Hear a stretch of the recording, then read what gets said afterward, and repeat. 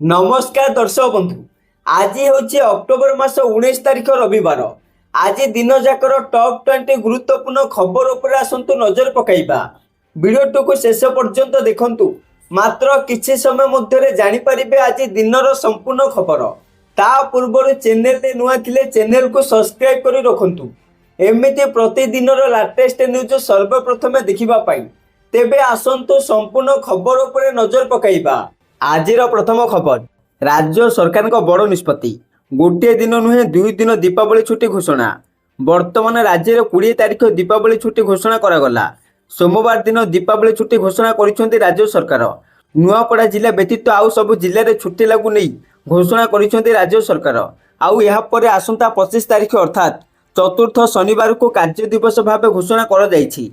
एथि सहित 20 नुआपड़ा सरकारी कार्यालय खोला रहिबो। माजिस्टेरियल कोड मध्य खोला रहिबा नै निर्देश होईछि। राज्यर 20 तारिख दिवाली छुट्टी घोषणा करिसेंती राज्य सरकार। सेहीपरि दीपावली पई पूर्वरु 21 तारिख छुट्टी रहिथिला। एही निष्पत्ति रे कोनोसी परिवर्तन करा जाय नहीं, अर्थात 20, 21 2 दिन दीपावली छुट्टी घोषणा करा जायछि। परवर्ती खबर, राजस्व मंत्री बड़ घोषणा। जमी डिमार्केशन पई दौड़िबाको पड़िबनी तहसील ऑफिस।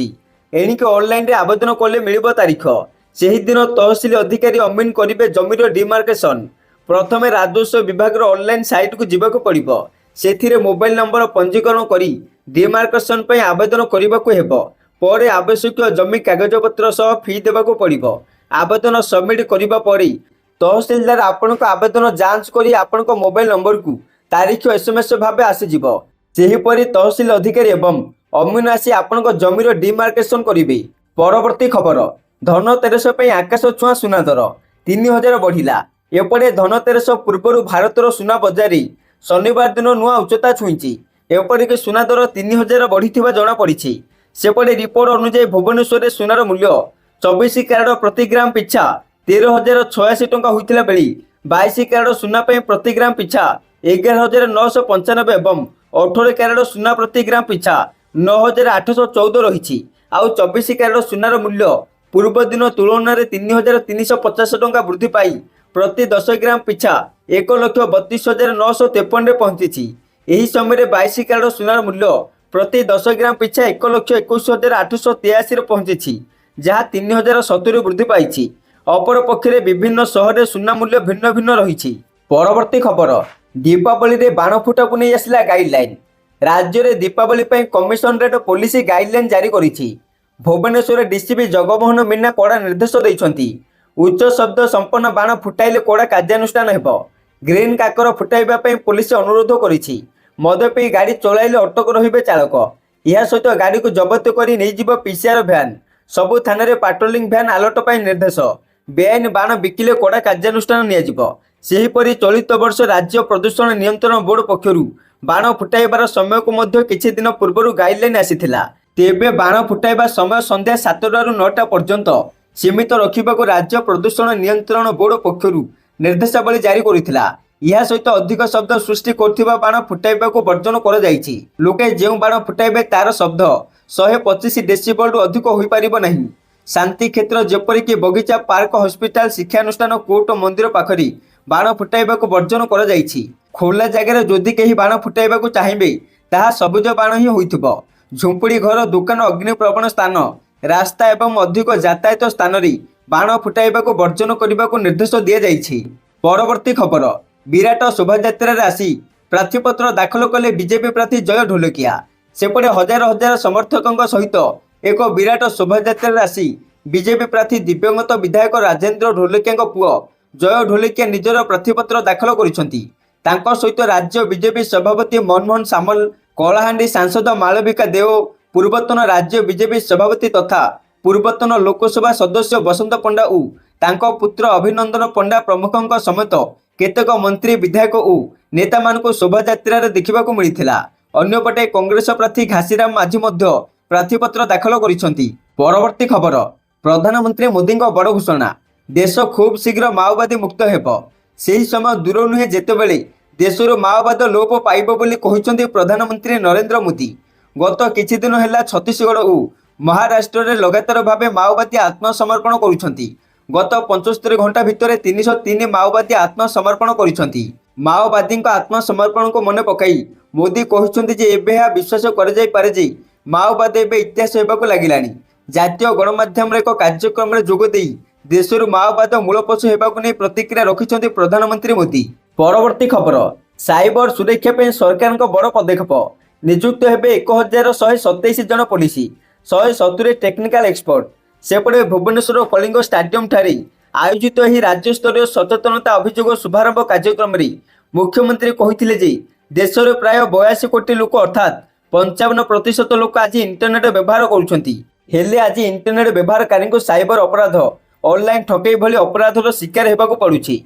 तेणु यही अपराध को रोकने आम सरकार सबुबले गुरुत्व देउछन्ति एवं एथिपई आम सरकार साइबर पुलिस को शक्तिशाली करने सचेतनता वृद्धि करने और सुरक्षित डिजिटल परिवेश गठन करने भली पदक्षेप मान ग्रहण करिसंति। जेपरिक national cyber crime report portal एवं साइबर हेल्पलाइन 1930 माध्यम हजार हजार अभियोगकारी को सठिक समय सहायता प्रदान कर साइबर अपराधी को प्रतिरोध करने राज्य में खूब शीघ्र आउ 20टी नूतन साइबर अपराध पुलिस स्टेशन कार्यक्षम हेब। यह सहित पूर्वर 14टी साइबर पुलिस स्टेशन आधुनिकीकरण पदक्षेप नि क्षेत्र में 1127 नूतन पुलिस पदवी सहित 170 टेक्निकल एक्सपर्ट को खूब शीघ्र नियुक्ति दिज्व। एसहित क्राइम ब्रांच अधीन एक राज्यस्तरीय कमांड सेंटर गठन कर सेंटर साइबर अपराध रोकवा क्षेत्र में सेंटर ऑफ एक्सीलेंस भाव में कार्य कर। परवर्ती खबर भारत को मुनेरी धमक जवाब देले राजनाथ। सेपटे तालिबान ठारू निर्मम भाव परास्त होई रक्तमुखा होई पड़िछन्ति पाकिस्तान सेनामुख्य तथा फील्ड मार्शल असीम मुनीर। किंतु तालिबान बदले से भारत को टार्गेट करिसन्ति। से कहिसन्ति पाकिस्तान केबे भी नइब नाही। जे कौनसी दुस्साहसर दृढ़ जवाब दिया एही जवाबर प्रलयंकारी परिणाम हेबो जार प्रभाव समग्र अंचल उपरे पड़िबो। किंतु एथिपे भारत दायी रहिबो। पाकिस्तानी मिलिटारी एकाडेमी उद्बोधन देई से कहिसन्ति जदि पुणी संघर्ष आरंभ हुए पाकिस्तान ताहार बड़ धरणर जवाब देव। आउ यार जवाब रे एपटे भारतर प्रतिरक्षा मंत्री राजनाथ सिंह शनिवार पाकिस्तान को टार्गेट करिसन्ति। से कहिसन्ति पाकिस्तान प्रति इंच अंचल एबे ब्रह्मोस क्षेपणास्त्र रेंज भितर रही। ऑपरेशन सिंदूर केवल एक ट्रेलर थिला किंतु यह समग्र विश्व को एक वार्ता पठाइथिला जे भारत तार शत्रु मान को नियंत्रण करिबार क्षमता रखिछि। एही प्रैक्टिकल डेमोन्स्ट्रेशन ब्रह्मोस उपरि सारा विश्वर भरोसा को बढ़ाई देछि।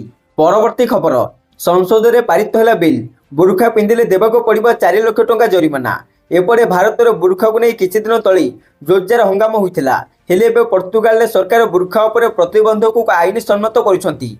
एही क्रम में पोर्तुगाल खूब शीघ्र बुर्खा बैन हेबाकु जाउछि। संसद में बुर्खा बैन को नहीं बिल मध्य पारित होइछि।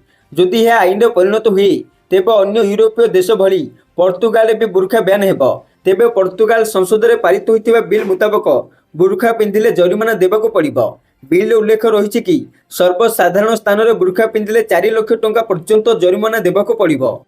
परवर्ती खबर पर्यटकों पर खोलिला जातीय उद्यान शिमिलीपाल। प्रतिदिन जीव 60 गाड़ी। गत कालीठू पर्यटकों पर शिमिलीपाल खोलिछि। अभयारण्य को 2टी गेट दे प्रवेश करुछन्ते पर्यटक। पिठाबाट और कालियाणी फाटक दे प्रवेश करुछन्ते पर्यटक। व्याघ्र प्रकल्पर मजा नेबे पर्यटक। व्याघ्र प्रकल्प भितर पशिबाक अनुमति मिली हेले केवल www.similipal.org वेबसाइट माध्यम बुकिंग करी निजर प्रवेश पत्र पाई परिबे। प्रत्येक दिन पर्यटकों 60टी गाड़ी को प्रवेश पाई अनुमति रही। सकाल 5टारू 9टा पर्यंत जशुपुर पटु तुलसीबाणी तनिखी फाटक दे 35टी और सकाल 8टारू 9टा मध्य बारीपदा पटु पिठाबटा तनिखी फाटक दे 25टी पर्यटकों गाड़ी को प्रवेश पाई अनुमति मिल पारिबो। परवर्ती खबर होइछि 26 वर्षर इतिहास दोहराइबो कि बंगोपसागर। अक्टोबर रे पुणी बढ़िला बात्या भय। सेही अक्टोबर सेही भय।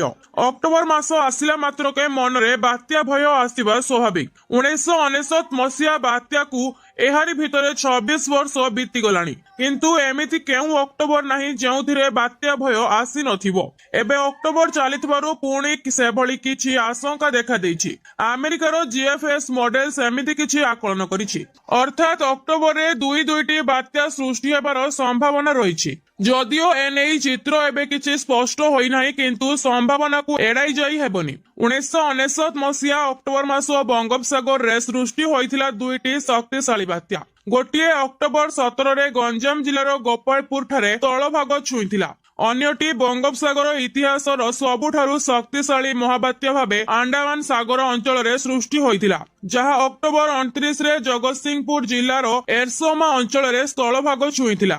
ଏହି ମହାବାତ୍ୟା ଆଣିଥିଲା ମହାପ୍ରଳୟ। ତେବେ ଚଳିତ ଅକ୍ଟୋବରରେ ବାତ୍ୟା ଆସିବ କି ନାହିଁ ତାର ଚିତ୍ର ଆଉ କିଛି ଦିନ ଭିତରେ ସ୍ପଷ୍ଟ ହେବ। ପରବର୍ତ୍ତୀ ଖବର ରହିଛି ଲୋକଙ୍କ ସରକାରରେ ବାବୁଙ୍କ ଖାମଖିଆଲି ମନୋଭାବ, ସମସ୍ୟା ଶୁଣୁଛନ୍ତି ମୁଖ୍ୟମନ୍ତ୍ରୀ। ଲୋକଙ୍କ ସରକାରରେ ବାବୁଙ୍କ ଖାମଖିଆଲି ମନୋଭାବ, ମୁଖ୍ୟମନ୍ତ୍ରୀ ସମସ୍ୟା ଶୁଣୁଛନ୍ତି, ସମାଧାନ କରିବାକୁ ନାକ ଟେକୁଛନ୍ତି ବାବୁ। ମାସ ମାସ ଧରି ପଡି ରହିଛି ସାଧାରଣ ଲୋକଙ୍କ ହଜାର ହଜାର ଅଭିଯୋଗ, 5ଟି ବିଭାଗର ପ୍ରଦର୍ଶନକୁ ନେଇ ଉଦ୍ବେଗ।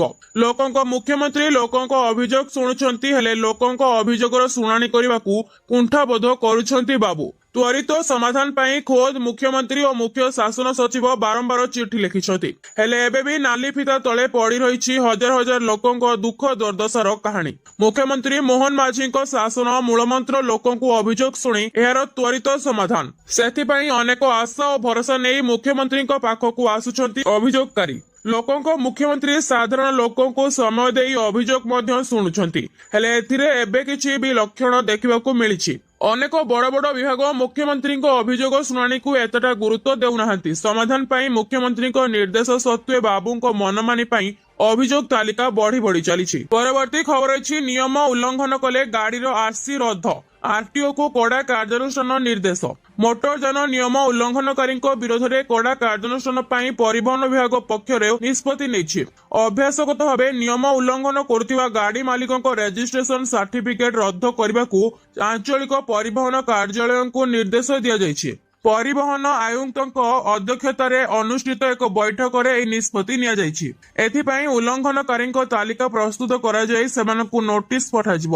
ଏହାସହ ବକେୟା ଚାଲାଣ ପୈଠ କରି କାର୍ଯ୍ୟାନୁଷ୍ଠାନରୁ ବର୍ଦ୍ଧିତ ହେବାକୁ ଗାଡି ମାଲିକଙ୍କୁ ପରାମର୍ଶ ଦିଆଯାଇଛି। ପ୍ରତି ଆରଟିଓରେ ଏକ ସ୍ୱତନ୍ତ୍ର ହେଲ୍ପ ଡେସ୍କ ମାଧ୍ୟମରେ ୱାନ୍ ଟାଇମ୍ ସେଟଲମେଣ୍ଟ ଯୋଜନାରେ କାର୍ଯ୍ୟକାରୀ କରାଯିବ, ଯାହା ଚାଲାଣ ପରିଶୋଧକୁ ସହଜ କରିବ ଏବଂ ଏହି ପଦକ୍ଷେପ ମାଧ୍ୟମରେ ରାସ୍ତା ନିୟମ ପାଳନକୁ କଡାକଡି କରାଯିବ ବୋଲି ପରିବହନ ବିଭାଗ ପକ୍ଷରୁ କୁହାଯାଇଛି। ପରବର୍ତ୍ତୀ ଖବର ଅଛି 23 ତାରିଖ ପର୍ଯ୍ୟନ୍ତ ବ୍ୟାଙ୍କରେ ଝୁଲିବ ତାଲା, ଜାଣନ୍ତୁ ଦିୱାଲିରେ କେତେ ଦିନ ବ୍ୟାଙ୍କ ବନ୍ଦ। ଦୀପାବଳି ପର୍ବ ପାଖେଇ ଆସୁଥିବା ବେଳେ ଲୋକଙ୍କ ଉତ୍ସାହ ବଢିବାରେ ଲାଗିଛି। ଲୋକମାନେ ପ୍ରଭୁ ରାମଙ୍କୁ ସ୍ୱାଗତ କରିବା ପାଇଁ ସେମାନଙ୍କର ଘର, ଦୋକାନ ଏବଂ କାର୍ଯ୍ୟାଳୟ ସଫା ଏବଂ ସଜାଡ଼ିବାର ବ୍ୟସ୍ତ ଅଛନ୍ତି। ବ୍ୟାଙ୍କ ବନ୍ଦ। ଅକ୍ଟୋବର ମାସରେ ବ୍ୟାଙ୍କ ଗୁଡିକ ପାଇଁ ସର୍ବାଧିକ ଛୁଟି ରହିଛି। 19 ଅକ୍ଟୋବର ରବିବାର ଦିନ ସାରା ଦେଶର ବ୍ୟାଙ୍କ ଗୁଡିକ ବନ୍ଦ ରହିବ। ଏହାପରେ 20 ଅକ୍ଟୋବରରେ ମହାରାଷ୍ଟ୍ର, ଓଡିଶା, ସିକିମ, ମଣିପୁର, ଜମ୍ମୁ କାଶ୍ମୀର ଏବଂ ବିହାର ବ୍ୟତୀତ ଦେଶର ସମସ୍ତ ବ୍ୟାଙ୍କ ଦୀପାବଳି, ନରକ ଚତୁର୍ଦ୍ଦଶୀ ଏବଂ କାଳୀପୂଜା ପାଇଁ ବନ୍ଦ ରହିବ। 21 ଅକ୍ଟୋବରରେ ମହାରାଷ୍ଟ୍ର, ମଧ୍ୟପ୍ରଦେଶ, ଓଡିଶା, ସିକିମ, ମଣିପୁର, ଜମ୍ମୁ ଏବଂ କାଶ୍ମୀରର ସମସ୍ତ ବ୍ୟାଙ୍କ ଦୀପାବଳି, ଅମାବାସ୍ୟା, ଲକ୍ଷ୍ମୀ ପୂଜା, ଦୀପାବଳି ଏବଂ ଗୋବର୍ଦ୍ଧନ ପୂଜା ପାଇଁ ବନ୍ଦ ରହିବ। 22 ଏବଂ 23ରେ ବ୍ୟାଙ୍କ ବନ୍ଦ। ପରବର୍ତ୍ତୀ ଖବର ରହିଛି ଓଆରଏସ୍ ନାମରେ ଏମିତି ଡ୍ରିଙ୍କ୍ସ ବିକୁଥିଲେ ସାବଧାନ, ଧରା ପଡିଲେ ଗଣିବେ 5 ଲକ୍ଷ ଟଙ୍କାର ଫାଇନ, ଚେତାବନୀ ଦେଲା WHO। ଭାରତୀୟ ଖାଦ୍ୟ ସୁରକ୍ଷା ଏବଂ ମାନକ ପ୍ରାଧିକରଣ ସମସ୍ତ ଖାଦ୍ୟ ବ୍ୟବସାୟ ପରିଚାଳନାକାରୀଙ୍କୁ ସେମାନଙ୍କର ଲେବଲିଂ ଏବଂ ବିଜ୍ଞାପନର ଓଆରଏସ୍ ଶବ୍ଦଟି ତୁରନ୍ତ ବନ୍ଦ କରିବାକୁ ନିର୍ଦ୍ଦେଶ ଦେଇଛି। ଏପରି ଅଭ୍ୟାସ ଗୁଡିକୁ ଗ୍ରାହକମାନଙ୍କୁ ଭ୍ରମାତ୍ମକ ବୋଲି କହିଛି। ଅକ୍ଟୋବର 14 ତାରିଖରେ ଖାଦ୍ୟ ସୁରକ୍ଷା ନିୟାମକ ସ୍ପଷ୍ଟ କରିଛି ଯେ ଟ୍ରେଡମାର୍କ ନାମରେ କିମ୍ବା ଯେକୌଣସି ଖାଦ୍ୟ ଉତ୍ପାଦର ନାମକରଣରେ ଓଆରଏସ୍ ଶବ୍ଦଟି ବ୍ୟବହାର କରିବା ଖାଦ୍ୟ ସୁରକ୍ଷା ଏବଂ ମାନକ ଆଇନ 2006ର ଉଲ୍ଲଂଘନ ବୋଲି ବିବେଚନା କରାଯିବ। ଏହି ବିଷୟ ସମୀକ୍ଷା କରିବା ପରେ FSSAI ସିଦ୍ଧାନ୍ତରେ ପହଞ୍ଚିଛି ଯେ ଏପରି ଅଭ୍ୟାସ ଗୁଡିକୁ ମିଥ୍ୟା, ଭ୍ରାମକ, ଦ୍ୱିଧାପୂର୍ଣ୍ଣ ଏବଂ ଭୁଲ ନାମ କିମ୍ବା ଲେବଲ ଘୋଷଣା ମାଧ୍ୟମରେ ଗ୍ରାହକମାନଙ୍କୁ ଭ୍ରମିତ କରୁଛି ଏବଂ ଆଇନର ଉଲ୍ଲଂଘନ କରୁଛି। ଏଥିଲାଗି ବିଶ୍ୱ ସ୍ୱାସ୍ଥ୍ୟ ସଂଗଠନର ଅନୁମୋଦନ ବିନା ଓଆରଏସ୍ ଲେବୁଲକୁ କରାଯାଇ ପାରିବ ନାହିଁ ବ୍ୟବହାର। ପରବର୍ତ୍ତୀ ଖବର ରହିଛି CHSE +2 ଫର୍ମ ପୂରଣ ପାଇଁ ଘୋଷଣା। ଉଚ୍ଚ ମାଧ୍ୟମିକ ଶିକ୍ଷା ପରିଷଦ ଘୋଷଣା କରିଛି ଯେ ଏକ୍ସ ରେଗୁଲାର ପ୍ରାର୍ଥୀମାନେ ଅକ୍ଟୋବର 13ରୁ ନଭେମ୍ବର 22 ମଧ୍ୟରେ ସେମାନଙ୍କର ପରୀକ୍ଷା ଫର୍ମ ପୂରଣ କରିପାରିବେ, ଯେତେବେଳେ ନିୟମିତ ପ୍ରାର୍ଥୀମାନେ ଅକ୍ଟୋବର 20ରୁ ନଭେମ୍ବର 22 ମଧ୍ୟରେ ପ୍ରକ୍ରିୟା ସମାପ୍ତ କରିପାରିବେ। ଯୁକ୍ତ 2 ପରୀକ୍ଷାର ଆକସ୍ମିକ ତାରିଖ 2024ରୁ 26 ଶିକ୍ଷାବର୍ଷ ପାଇଁ ଯୁକ୍ତ 2 ପରୀକ୍ଷା ଫେବୃଆରୀ 15ରୁ ଫେବୃଆରୀ 25 ମଧ୍ୟରେ ଅନୁଷ୍ଠିତ ହେବ। ଆଭ୍ୟନ୍ତରୀଣ ପରୀକ୍ଷା 2ଟି ପର୍ଯ୍ୟାୟରେ ହେବ। ପ୍ରଥମ ଅଧିବେଶନ ଡିସେମ୍ବର 22ରୁ ଡିସେମ୍ବର 31 ମଧ୍ୟରେ ଏବଂ ପରେ ଜାନୁଆରୀ 2ରୁ ଜାନୁଆରୀ 15 ପର୍ଯ୍ୟନ୍ତ ବ୍ୟବହାରିକ ପରୀକ୍ଷା ହେବ।